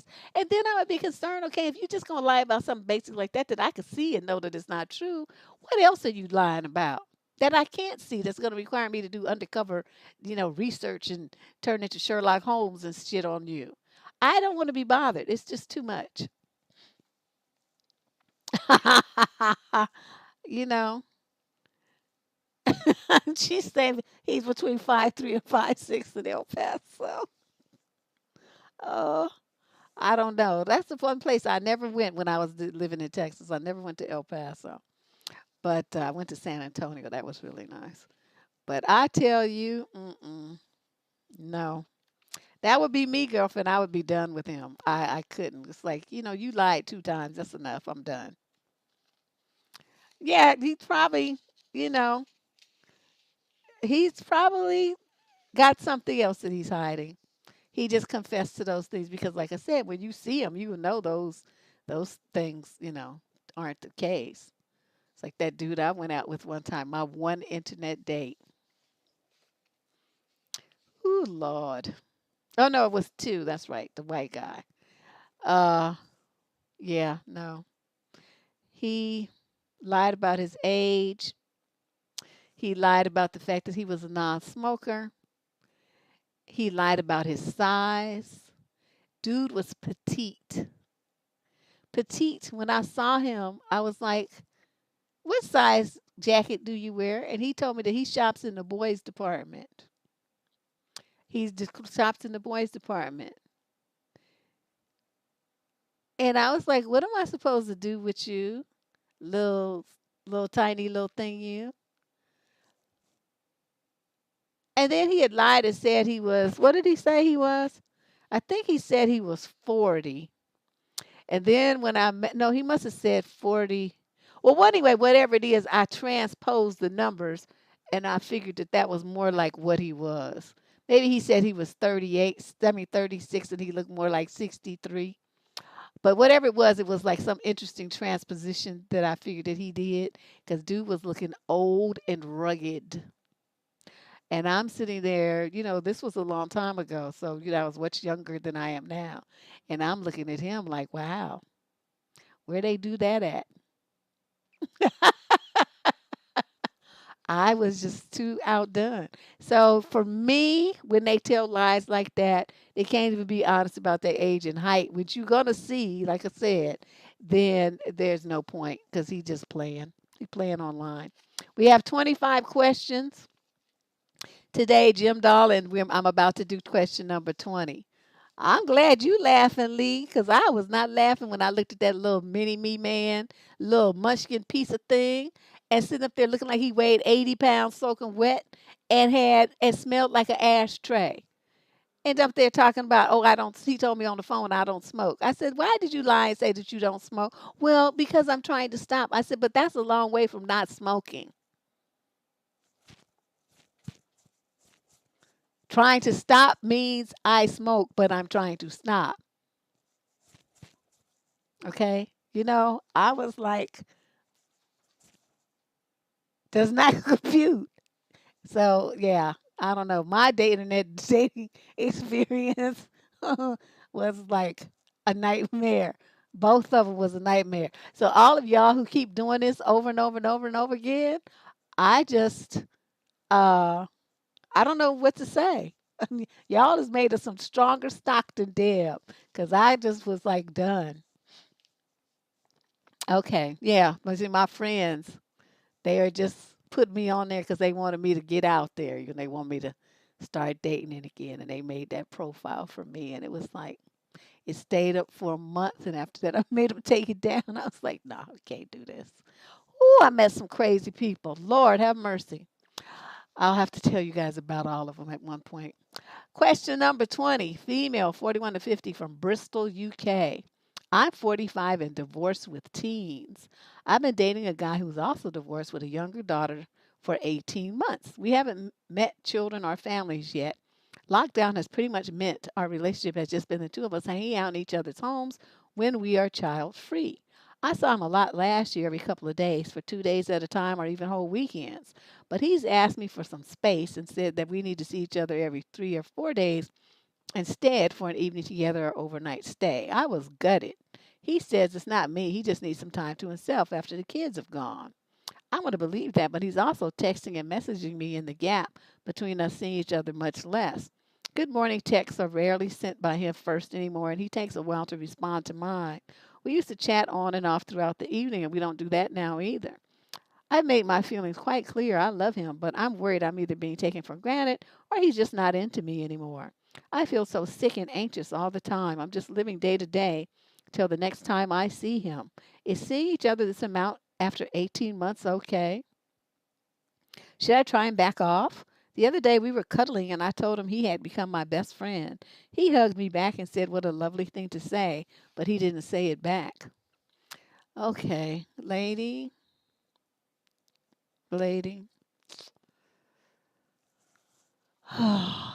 You're 45 years old. You should know better than this. You have teenage children and you're handling yourself like a teenager. All this emoting with this man, and you've been dating him. for 18 months. But during that period of time, you haven't met any children or your families. It's just meant the two of you hanging out when you were child free. That should tell you right there that this relationship had some very clear and strict boundaries there. That you and all that time, you two, you guys haven't brought each other into your day to day lives. You set time aside to deal with each other, but you're not in each other's day to day lives.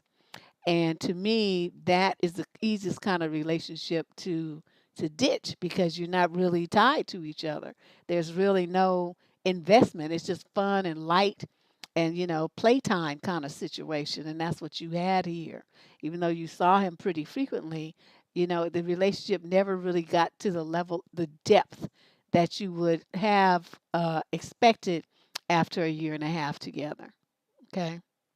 So I'm sorry that you're gutted. I mean, if you think about this logically, you could have seen the handwriting on the wall that this shit ain't gonna be happening here. Not here. You know, I don't know. And you in love and all this stuff, you doing too much. I mean, you're giving him all this emotional investment and all these words, but what is he giving you back? Nothing. And he's kind of easing out the picture on you. He's doing a slow fade. So get ready for this to come to a screeching halt at some point. It sounds like he's, making time for someone else, probably someone who lives, closer to him or whatever. But the fact that he kept you outside of his kids' range and outside of meeting his family and friends is it's not going to go anywhere. So wherever you met him, if you met him online, go back and start fishing again. Yeah. I mean, she might feel like he's her best friend, but it's not mutual. Let me put it that way. It's a one-sided best friendship. Let's move on to question number 21. This is a male in the 22 to 30 age group from Washington, D.C. Found out about your channel from a buddy of mine who sent me here to seek some advice. You know who he is. He and his girl came to you for some couples counseling, and he said you were cool and really helped them. Okay, that could be any one of 10 people. This is a real serious issue, and I hope you can guide me right as well. My girlfriend's father, oh, abused her when she was a child.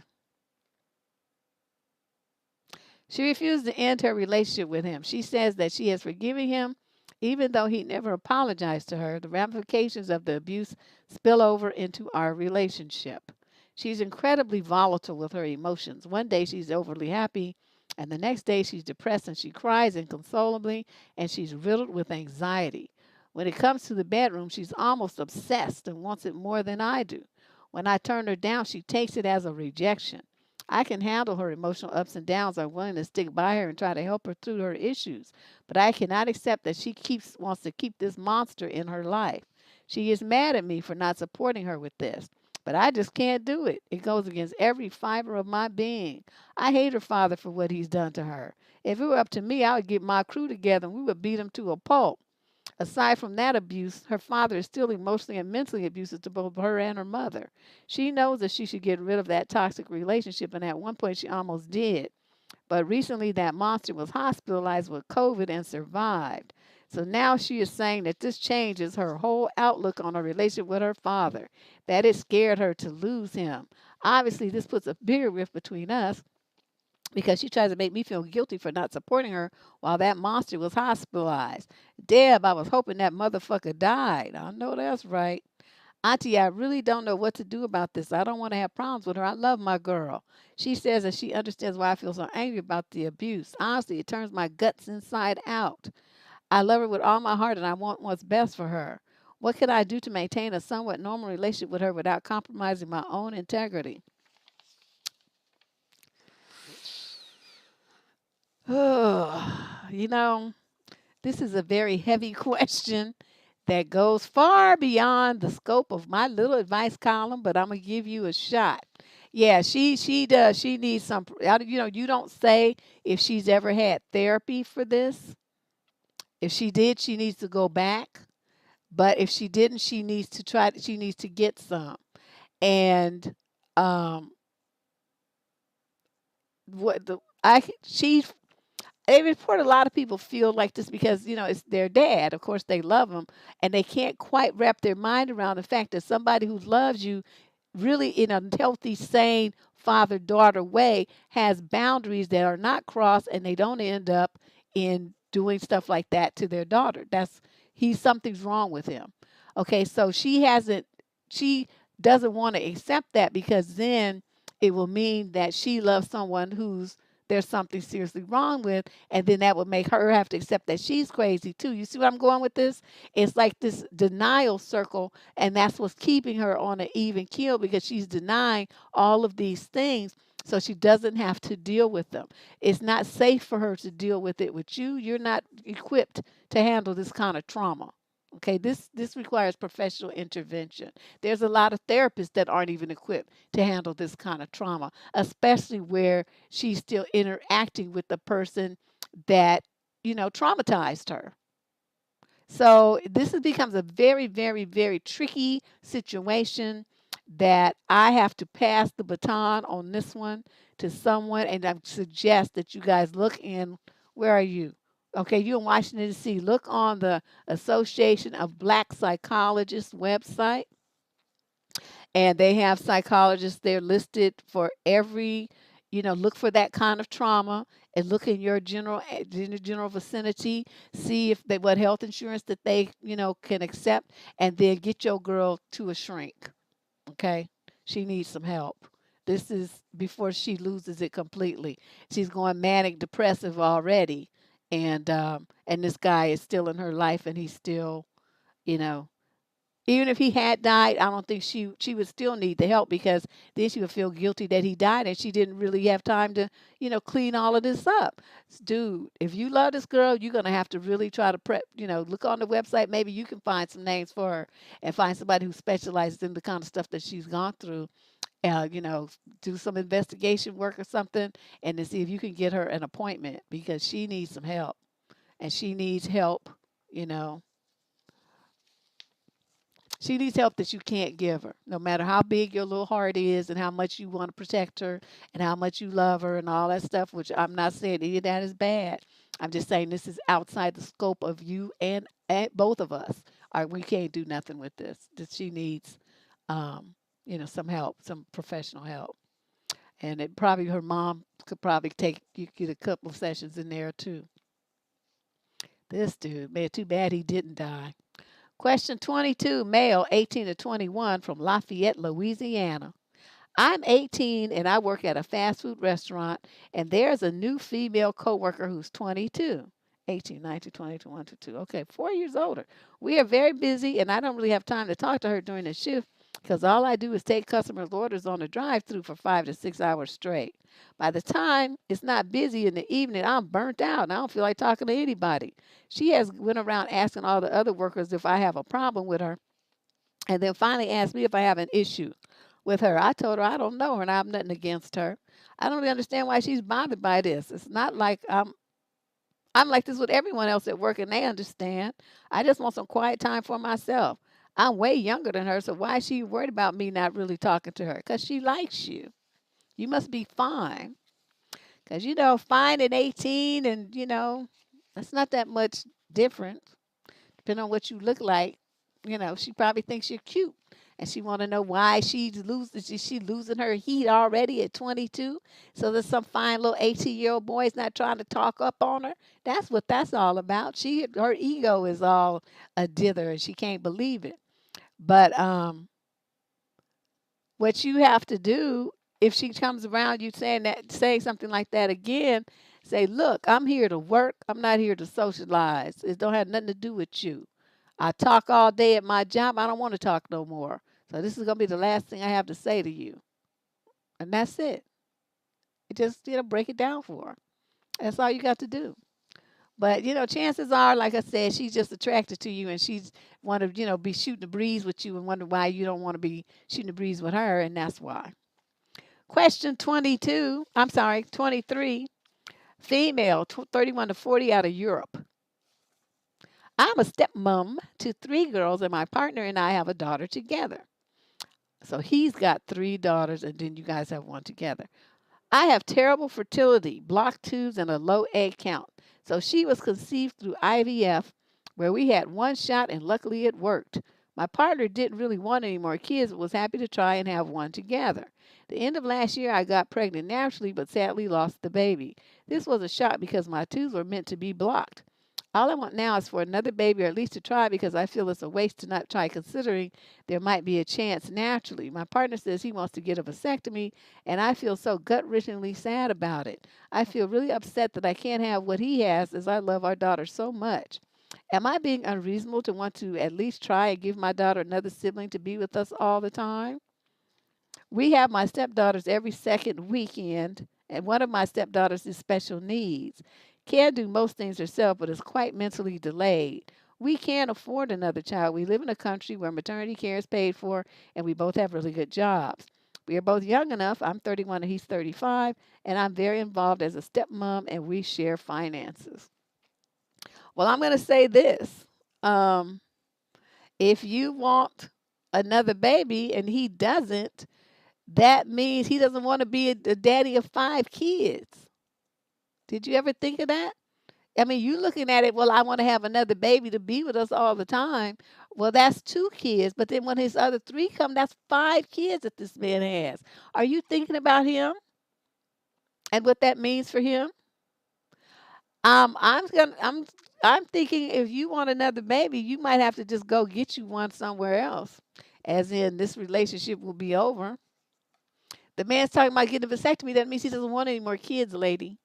And your insistence on this is going to be a problem and probably end your relationship. Are you prepared for that? Because that's what's coming.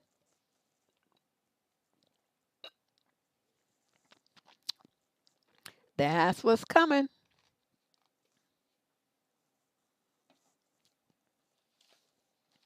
So, you decide, do you want your man more or do you want another baby? You can get the baby probably, but you won't have him. So that's a decision that you have to make. Question 24, female 31 to 40 from Bridgeport, Connecticut. My boyfriend and I do love each other, and he's really pushing to marry me after our 19-month courtship. Actually, he was pushing to marry me well before that, but I told him I needed some time. So now, fast forward several months. We are generally compatible, including our interests and our intimate life. But over this time, he has shown certain personality issues, and I don't know if they will get worse or not and be real deal killers for me. Okay, wait a minute. How long is this book? Hold on a second. Oh my God, this woman. Okay, we're gonna be skimming this. Okay, he's loving and affectionate most of the time, but he can be overbearing. He wants to be with me as much as possible. So she said she dropped him off at a store so he could get his cell phone set up and ran some errands. So she picked him up an hour and a half after that. She made a quick call to her sister-in-law. When he got back in the car, he made a face. And within a few minutes, he was whispering something to me that I didn't understand. I could tell he was annoyed that I was on the phone with my sister-in-law. So I ended up hanging up. And I asked him what was the problem. And he said, you spent an hour on the phone at the phone store. And you would think would have held off talking to her. And we would have our own time together. He also made a comment that I talk a lot while I'm on the phone and says a lot in a short period of time, which makes no sense. He seems to get annoyed that this is not the first time he's done this when I speak with my sisters on the weekend. And here he definitely gets irritated and wants to be part of the conversation and then indicates that we should cut it short with them.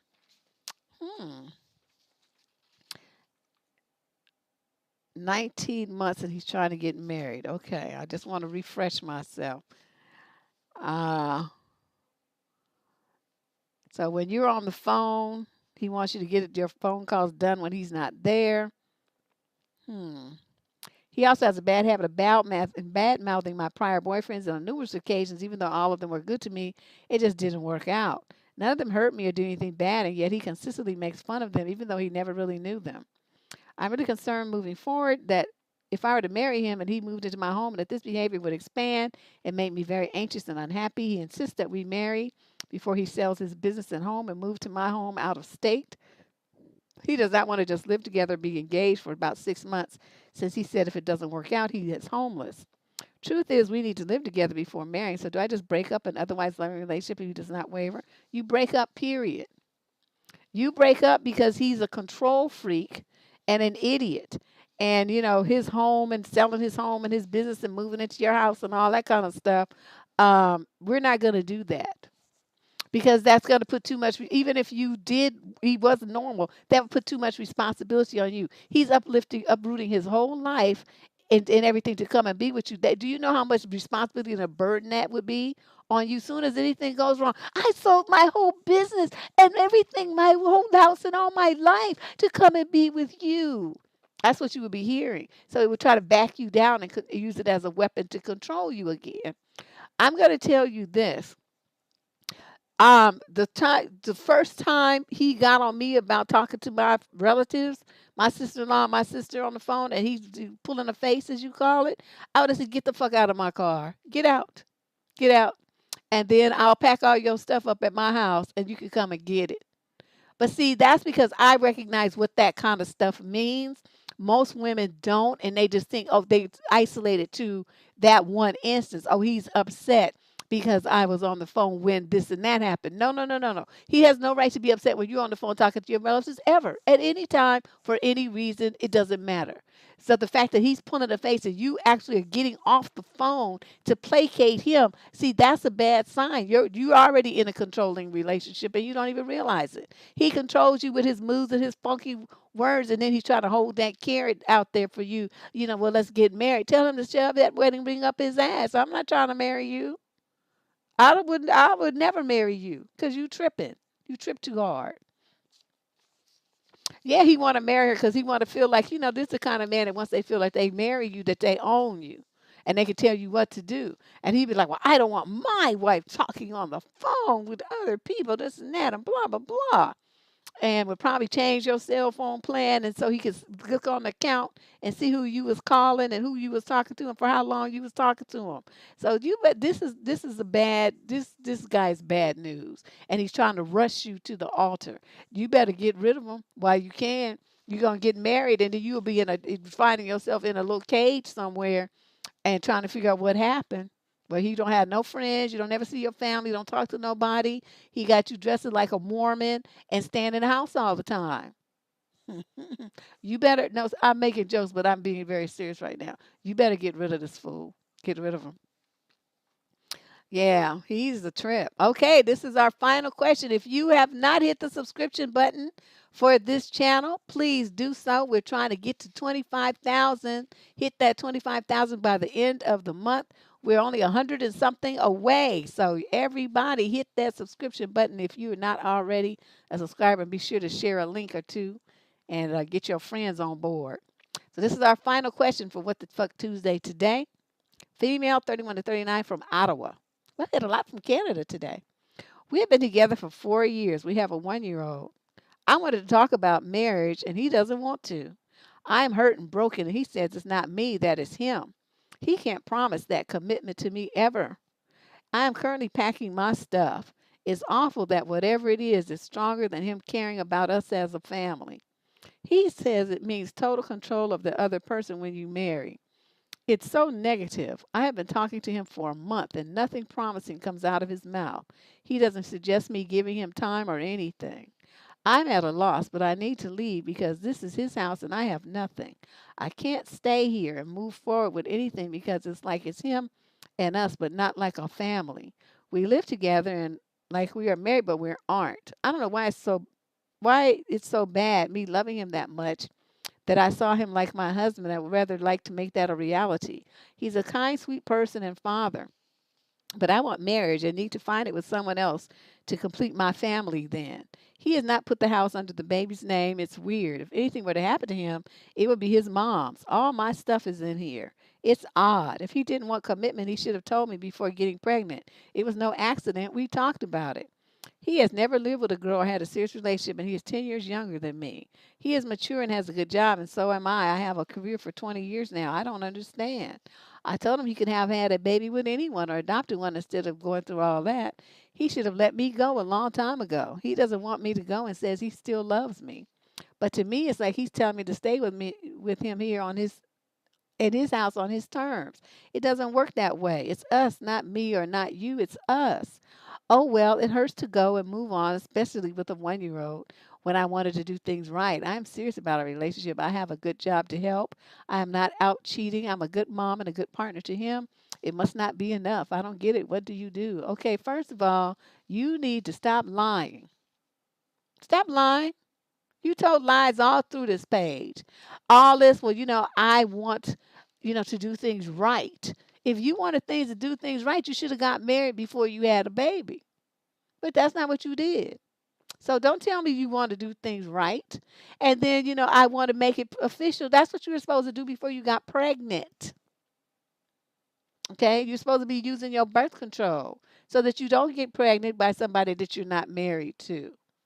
So see, had you done that and really did what you said here, is I want a family and I want things to be real and right and I want this and I want all that. Well, you want all that after the fact. You did shit ass backwards. You got with him. You got a baby. You moved in. You did everything that a wife would do without being a wife. And now you mad because he don't want to be. He doesn't want you to be his wife. These are all things you could have saved yourself from had you followed your plan of being married before you got pregnant.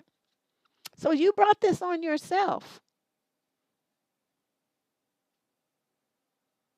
All he did was just tell you what he wanted. You had the right to say yes or no because it's your body, your womb that would be used to birth a child for a man that you were not married to. It's not like he tricked you and drugged you and you didn't know. You consciously made a decision to do that. Well, we talked about it. You were supposed to talk about it and say, well, where's the wedding part at? Where's that? Because until that happens, we don't need to have a conversation about having no damn baby. I'm only having a baby with my husband. And that ain't you. So you don't get one. Not out of me. That's what you were supposed to tell him, lady. So, and he wouldn't put the baby's name on the house. Why would he do that? Y'all ain't married. And he's the kid's father. So, I mean, if he wants to hand the babies over to it in his will or something, he could do that. He don't need to put the house in the baby's name. All he needs to do is leave the house to the baby in the will. Okay?